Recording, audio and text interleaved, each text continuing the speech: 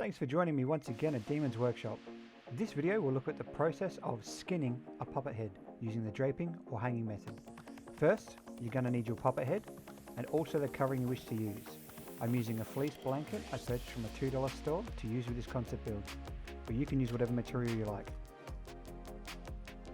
As you can see here, I'm draping the material over the head to see how much of it I'll need to use, paying attention to overhang, which will allow for securing the material just inside the puppet's head.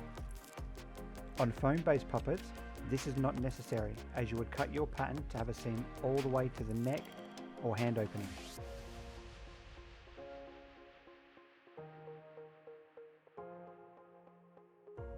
Once I've roughly measured the material, I mark it lightly with a marker. Pencil, pen or permanent marker will do, but be careful using black markers on light coloured fabrics as they can bleed through.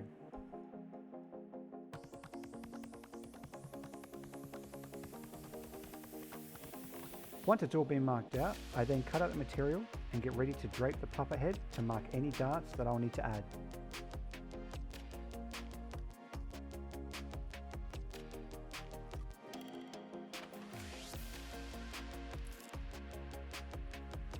Here you can see the draping the material over the puppet head. This gives me a better indication of where the material will sit, any darts I cut into the material, and where the ridges form. This process may seem a little fiddly, but it will enable you to get a better fitting pattern in the end.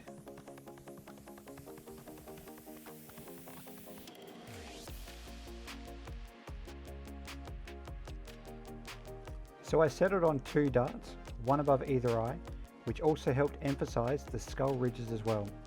So right now I'm just marking either side of the dart, so when I do cut it out, I know the shape that it dart needs to be. You'll also find that with a lot of fleece there's a certain amount of give, but only in a certain direction. This allows for a more fitted look and some forgiveness in the pattern. Now, before I go any further, I have to go and steal my wife's pegs. I use them as clamps to secure the material to the puppet head, allowing me to more accurately mark the pattern. On a foam-based puppet, you can also use tailor's pins to the same effect.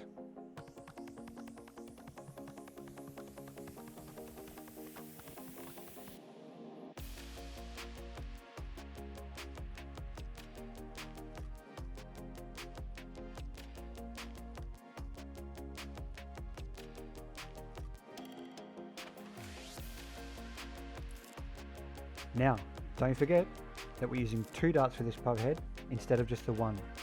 This will allow us to emphasize those eyebrow ridges based on my model. So again, I'm using the wife's pegs and I'm pinning in those darts, which will allow me to really zone in and accurately mark those darts that I need to cut out.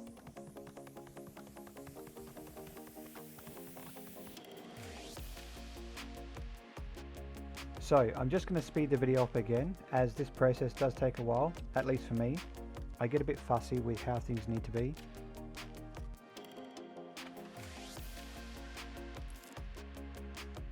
Another option, instead of marking it with a pen, is to just cut it straight with a pair of scissors. So you could have that dart there pinned down and then just take your scissors and cut the dart straight out. Okay, so I'm happy with how the darts have turned out. I've taken all the pegs off. We're going to lay the material flat on the floor so I can see where the pattern is. So you can see where I've marked out those darts.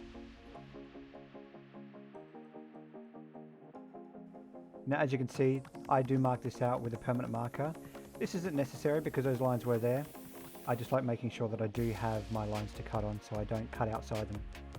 So I very lightly mark the fur or material, and then I proceed to cut along those lines. And they're my dart patterns, which will then pull in the fleece or material to the shape of the skull.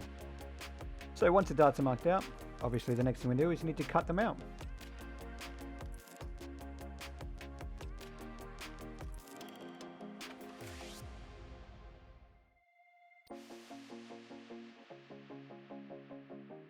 Well, that's it for today's video. I hope you've enjoyed the series so far. Don't forget to like, subscribe and click that notification bell. And always remember, forge on.